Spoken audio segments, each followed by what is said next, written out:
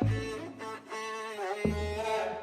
right, we are with Casey, Keeping It Real. Thank you for joining us. We have Gail Robertson here from GailNow. Gail, can you share with us the importance of crisis communications during times like these? Yes, Kim. Well, we've had many talks about the importance of communication, and certainly you as a communications director, as well as doing this podcast. It's interesting to start examining the value of communications, especially when you're in the eye of the storm. So you're in a crisis, and this is where often people really struggle and need to go back to that plan that they may have used during good times. So one of the things that I'm working on with people right now is what is your plan of communications? And if you don't have one, setting aside some time to prioritize that. Right. And I think the worst thing a company can do or an organization right now is go silent. So, what are some easy ways that people can communicate their message?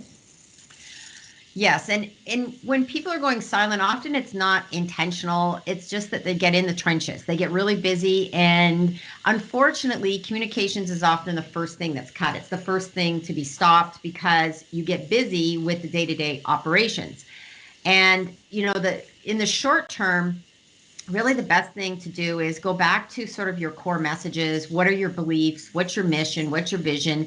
And talk about some of the things you're doing. Because if you're doing them, whether with your staff or in the public, share some of that. Because what may seem really simple to you or to an organization, the public may really appreciate hearing that.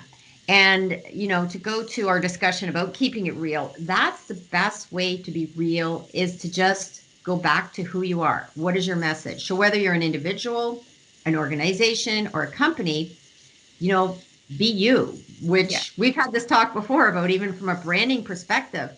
If authenticity. authenticity, right. And really that goes to just what are you doing and what can you share? And sometimes I think people have a fear about sharing too much information. They're going to elicit fear.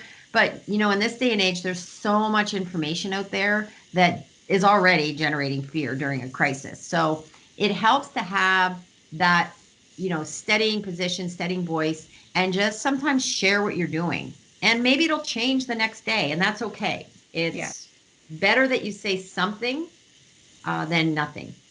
absolutely. Good tips. Thanks, Gail. Be safe. Okay. And remember, Okay. like she said, like we say, keep it real. Keep it real. Thanks.